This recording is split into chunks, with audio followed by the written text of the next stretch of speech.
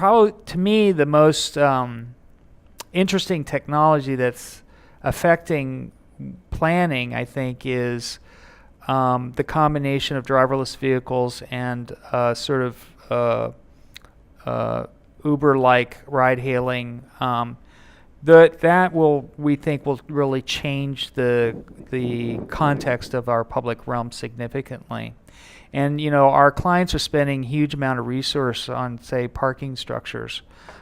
In the future, when people use driverless vehicles as their way generally for day-to-day movement, the storing of the vehicle becomes not an issue anymore. So a lot of these parking structures, in perpetual motion, or yeah, because generally you think about a car, it's one of the most inefficient technologies we have. Sitting there the whole day, yeah. Sitting there 90% of the time, and we have 3 pieces of real estate to support it or to store it. One at home in the garage, one at the office, your space at the office, and one at the shopping center when you shop or wherever you're going to go. So we got all this real estate devoted to these vehicles. They're not in use 90% of the time, and they're sitting there with all of this potential energy, a full tank of gas and a battery that's not being used. Mm-hmm. So in the world of driverless vehicles, basically the vehicles are being used all the time, and they're not stored in garages. They're stored on the network. They're moving around, and they're being used. And that network is, there are studies saying that it'll be 15 to 20% more efficient because the cars can travel closer together. The turning radiuses are smaller. It will be safer. We can probably, in an urban environment, maybe give up a lot of street space to public space now. Because the lanes don't need to be as wide. We won't be parking on the street. All of these things are going to change the nature of our cities. And there'll be fairly soon a time when there'll be zones within a major city that it's driverless vehicles only allowed. And people will prefer to go there because it's safer and the accessibility is better. And we've done studies on some of our projects where we have a project that we're doing in Saudi where a portion of the project has a population of about 30,000 people, and we need enough parking supply in convention and business as usual for about 20,000 cars. In a driverless vehicle world, that number goes down to 5,000 cars. And they're not parked in a way that we park our parking. I mean, they're parked right next to each other, and in a dark room that there's no, issues of lighting, Mm-hmm. exiting, all kinds of things that are a part of our parking world now will go away in that situation.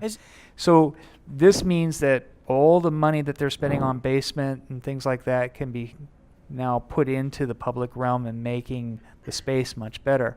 I think this technology is going to change the face of cities significantly.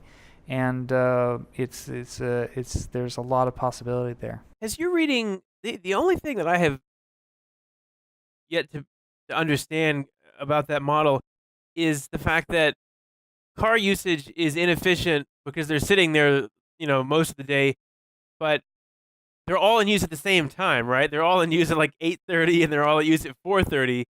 So it seems like you still, in some sense, need at least at one point of the day, almost the same number of cars, right?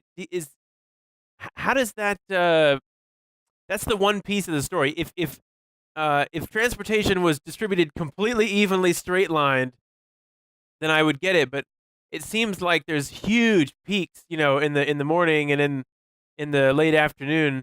Does the research or literature talk about that, or that's the only thing? Well, I think what you have to remember is that that transportation is a sort of a multifaceted technology, and driverless vehicles are one sort of prong of it. Well, yeah, right. So ideally, the best cities will be planned in 3 hierarchies, where your first mile or two may be driverless vehicles.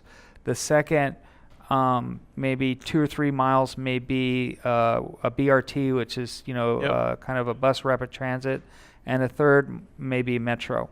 And so those are so much more efficient in terms of moving people. I see. And we wouldn't suggest that every every movement be a driverless vehicle I movement. see. It's the local movements. It's a part of a node then- that gets you to the next step. Yeah, right. So, and what's going to happen is those little vehicles they'll actually probably move slower than what you're used to. You won't mind because you're occupied, and also their route may not be as direct because it will be optimized based on other vehicle patterns and other Right. obstacles and things like that.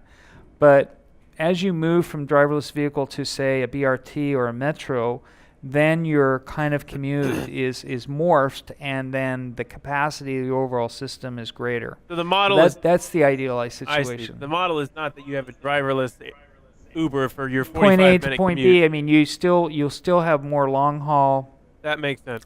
systems that are more efficient in terms of the number of passengers.